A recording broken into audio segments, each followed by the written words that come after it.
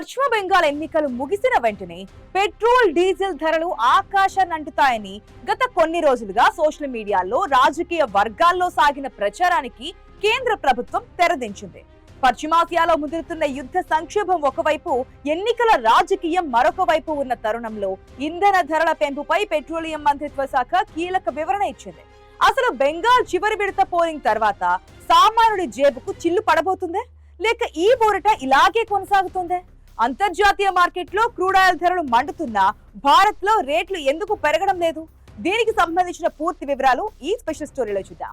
పశ్చిమ బెంగాల్ అసెంబ్లీ ఎన్నికల చివరి విడత పోలింగ్ ఏప్రిల్ 29వ తేదీన ముగియడంతో దేశవ్యాప్తంగా పెట్రోల్ డీజిల్ ధరలు భారీగా పెరుగుతాయని ప్రజల్లో ఒక రకమైన ఆందోళన నెలకొంది.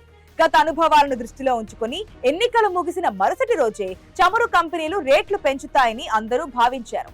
అయితే ఈ వార్తలను కేంద్ర ప్రభుత్వం అధికారికంగా కొట్టిపారేసింది. ప్రస్తుతం పెట్రోల్ డీజిల్ ధరలను పెంచే ఆలోచనేది లేదని ప్రభుత్వం స్పష్టమైన ప్రకటన చేసింది. ఎన్నికలకు ఇంధన ధరల పెంపునకు ముడిపెడుతూ వస్తున్న వార్తల్లో నిజం లేదని, ధరల పెంపు ప్రతిపాదన ఏదీ ప్రస్తుతం తమ వద్ద లేదని ప్రభుత్వం స్పష్టం చేయడం గమనార్హం. గడిచిన 4 ఏళ్లుగా దేశంలో ఇంధన ధరలు స్థిరంగా కొనసాగుతున్నాయి.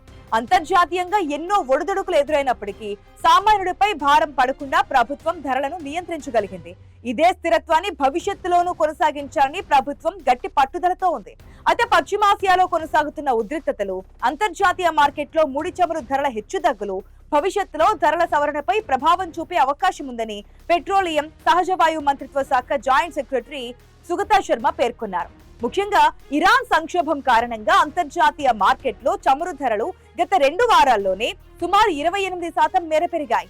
హర్మోజ్ జలసంధి వంటి కీలక వాణిజ్య మార్గాల్లో అనిశ్చితి నెలకొన్నప్పటికీ భారత్ తన సరఫరా గొలుసును 40 దేశాలకు విస్తరించడం వల్ల ధరల ఒత్తిడిని తట్టుకోగలుగుతోంది.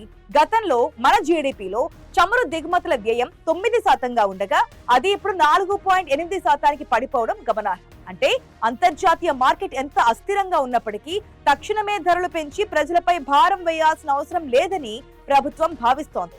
మొత్తానికి ఎన్నికలు ముగిసినా పెట్రోల్ బాధలు తప్పదని భయపడిన సామాన్యుడికి ఇది పెద్ద ఊరట అనే చెప్పాలి. గ్లోబల్ మార్కెట్ లో ముడి చమురు ధరలు పెరుగుతూ ఉన్నప్పటికీ దేశీయంగా రేట్లు పెరగకుండా ప్రభుత్వం తీసుకున్న ఈ వ్యూహాత్మక నిర్ణయం ఇప్పుడు చర్చనీయాంశంగా మారింది.